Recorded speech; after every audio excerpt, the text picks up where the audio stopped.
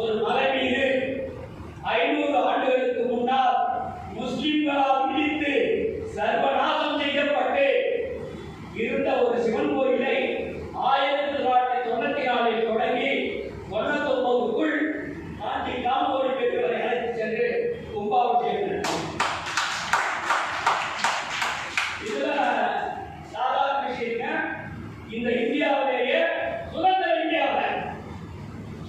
இந்தியாவுக்கு முன்ன மிகப்பெரிய மாளிகை கூட கோபுரம் ஈஸ்வரன் ஆலயங்கள் வந்து பெருமாள் கோயில் இருக்கு. இதே காஞ்சிபுரம் பேர்பட்ட இடம்.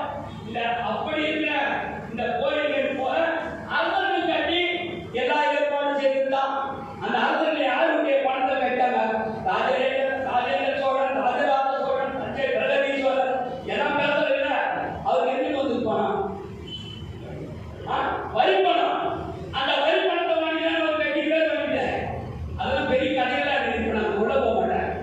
அப்படிப்பட்ட அந்த நிலையில அரசர்கள் வந்து மிகவும் சந்தோஷப்பட்டு போர்களை நடந்தாலும் அதற்காகவும் கோயில்கள் கட்டி உன்னதமான நிலையை வழிபாட்டை ஏற்படுத்தி அவங்களுக்கு தான தர்மம் கொடுத்துருக்காங்க.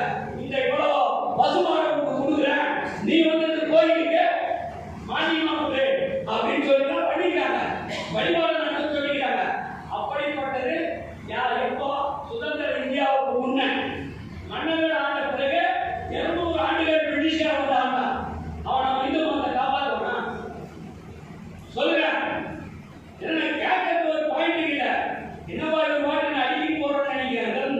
நடைமுறை செய்திகள் அப்படி இருக்கும் போது அந்த பிரிட்டிஷாரும் ஒன்றுமே இல்லை. அதன் பிறகு சுதந்திரம் வந்தது. சுதந்திர இந்தியாவில் நமக்கு கேட்டு ஒரு இடம் சோமநாதர் ஆலயம். அது எங்க இருக்கு? சோமநாதர் ஆலயம் குஜராத்ல சோமநாத் ஆலயத்தை 730 முறைக்கு மேல ரெய்டு பண்ணி தாக்கி கொள்ளையடிச்சு போயிருக்காங்க வெளிநாட்டுக்காரங்க. அது நடந்தது. அதனால நம்ம பாரத சுதந்திரத்துக்கு பிறகு சர்தார் வல்லபாய் பட்டேல் முன்னாள் துணை பாரத பிரதமர் அவர்கள் முயற்சியால் அந்த சோமநாத் ஆலயத்தை எடுத்து கும்பாபிஷேகம் செய்தார். அப்பா போய் கேட்கிறார் மகாத்மா காந்திய, சாமி அரசாங்க நிதியிலிருந்து பணம் கொடுங்க, நான் கோயில் கேட்கிறேன். அவர் சாதாரண மகாத்மா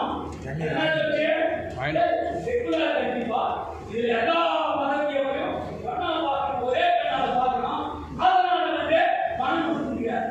அப்ப என்ன சார் சொல்லணும்? நீ டொனேஷன் பொதுமக்கள் கிட்ட வாங்கி கட்டிட்ட அன்று இன்று பேசப்படும் பொருளாக சோமநாதா இருக்குது. அதே போல 12 ஜோதிலிங்கங்கள்ல அது 1 மிச்சம் பவன் இருக்கு. அதுல 7 8 இப்ப நம்ம பாரத பிரதமர் மகா மெகா ஞானியான ஒரு மாதிரி இந்த கோயில்கள் எல்லாம் கட்டி கொண்டு வந்திருக்கிறார். பல கோயில்கள் கட்டியிருக்கார். 32 லட்சம் கோடி செலவு பண்ணி உருவாக்குகிறார்.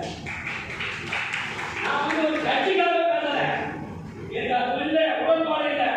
ஆனால் அவர் இந்த நாட்டை, இந்திய திருநாட்டை பலப்படுத்தவும் செம்மைப்படுத்தவும் ஆன்மீகத்தில் ஈடுபாடு செய்யவும் அவர் அந்த அளவுக்கு பெரிய மனசு செய்தார். இதெல்லாம் நடக்குது.